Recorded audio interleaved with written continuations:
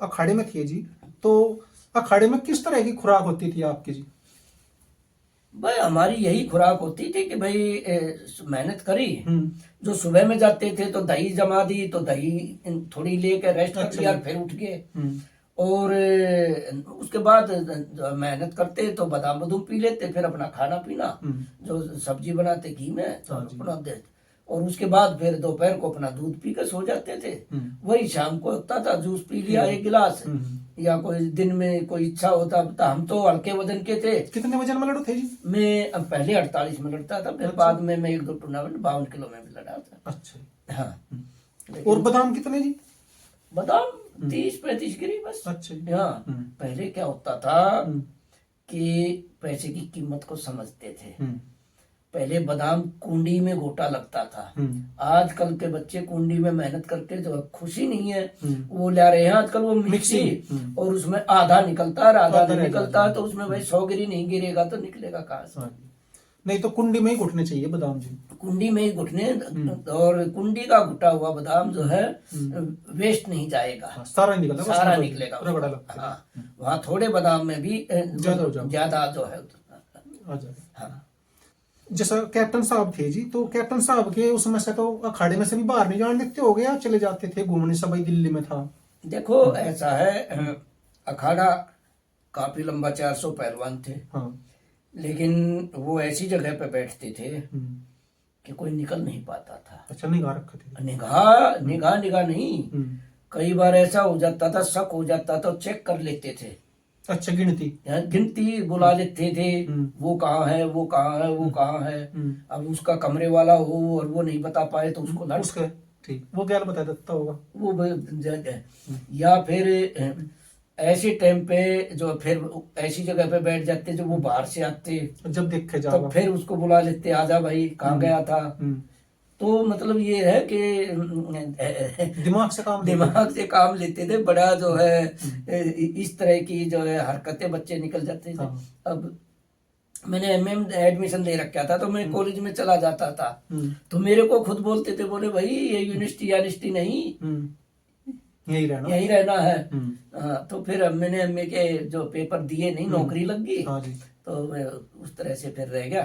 Otherwise discipline के मामले में कैप्टन साहब जो है, कैप्टन साहब क्या, ये मैं तो सारे गुरुओं का जो है, हमने गुरु हनुमान को भी देखा, मैं कई बार सुभाष के पास चला जाता था। अच्छा। हाँ, तो वो भी वहीं जो है ऐसे बैठे रहते थे, बिल्कुल जो है नजर जो है।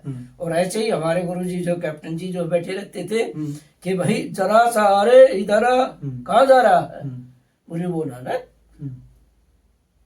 तो इस तरह से वो बराबर नजर रखते थे। लेकिन शरारती जो होते थे वो मौका निकल जाते थे, वो नहीं रुकते थे। ये जैसा मास्टर कैप्टन साहब कोई फंस गया तो पीटते होगे जी फिर तो खूब? हाँ, पीटते थे, खूब पीटते थे।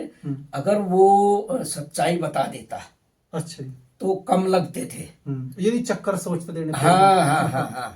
तो अदरवाइज पनिशमेंट देते ही देते थे, क्योंकि बगैर पनिशमेंट दिए डर नहीं लगता दूसरों पे भी। अब पनिशमेंट तो किसी को दिए जा, हाँ, फिर डरते दूसरे है। हाँ, थारे पे जो है जाकर निकल के तो तुम्हें भी ऐसे ही लगेगा। क्योंकि जिसका लगे और जो दूसरे जिसका लग नहीं रही वे ज्यादा डरे उससे भी। हाँ, वो फिर भाई, क्योंकि हमारे गुरुजी क्या थे कि वो कामची कुमची वाला काम नहीं था। वो बिल्कुल बांस की लट्ठी रख, हाँ, खुद 6 फीटे थे, 6 फीट से ज्यादा। तो अपनी हाइट की वो इतनी मोटी वो बांस का लठ रखते थे। और वो ये नहीं देखते थे कि लगा कहाँ है। हाँ जी। तो जब ऐसे मारेंगे तो दूसरे के ऊपर ऑटोमेटिक प्रभाव जाएगा। हाँ जी। इससे बच जाऊं मैं। हाँ जी। और फिर वो जो है गलत हरकत नहीं करता था। ये रहता था। ये जो गुरु हनुमान जी थे, ये भी मतलब कि भाई कोई अर्जुन अवार्डी हो चाहे कुछ ही हो कोई, तो ज्यादातर ये बताते हैं कि बड़े कोई पीटते थे जो बड़ा पहलवान होता।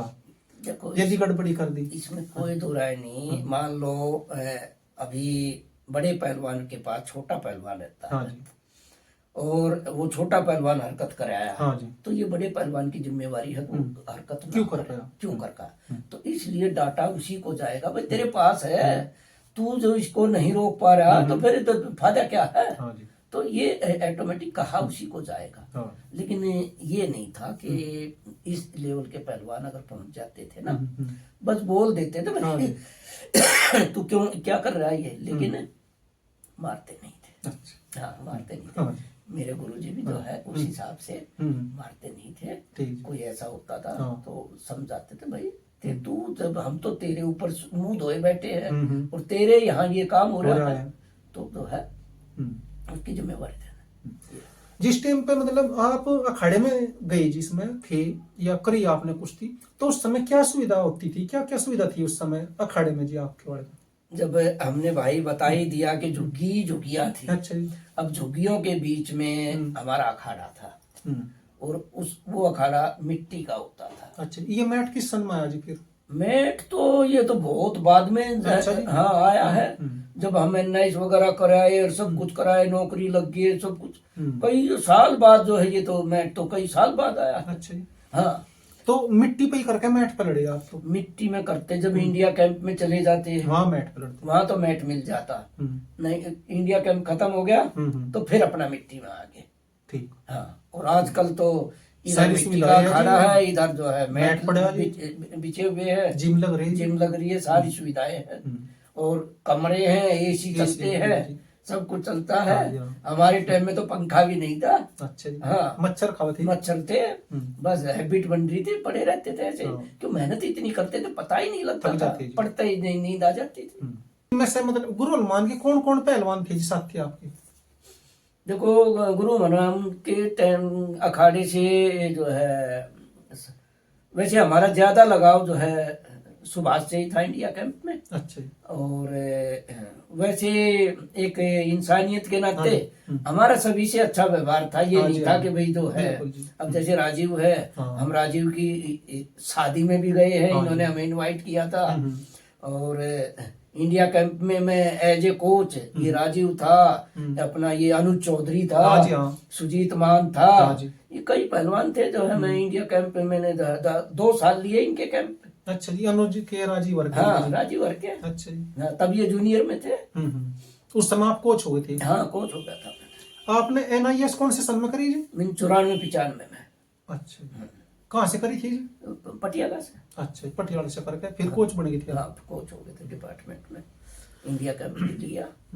एक जो अर्जुन अवार्डी खिलाड़ी है या जो भी दूसरे अच्छे एक तरह से कह सकते हैं, तो उनका फेडरेशनों को चाहिए नहीं जी उनका सहयोग लेना, उनकी राय मशविरा लेना? देखो ऐसा है कि आप भी समझदार हो, मैं भी जो है वही बात बच्चा नहीं हूँ। हर एक आदमी आज के टाइम में हाजिरी मांगता है। सबसे बड़ी बात यह है कि हाजिरी मांगता है। और कुछ खिलाड़ी जो है जिनका नेचर होता है घूमने फिरने का, वो आते जाते रहते हैं। अदरवाइज इस स्टेज पे जो है खिलाड़ी पहुंचने के बाद उसके बस की हाजिरी लगानी नहीं होती, ये दिक्कत रहती है। और फेडरेशन और ये चाहते हैं कि भाई तुम्हारे पास आए, मिले और तुमसे कुछ मांगे, तब हम एहसान करके उसको कुछ दें।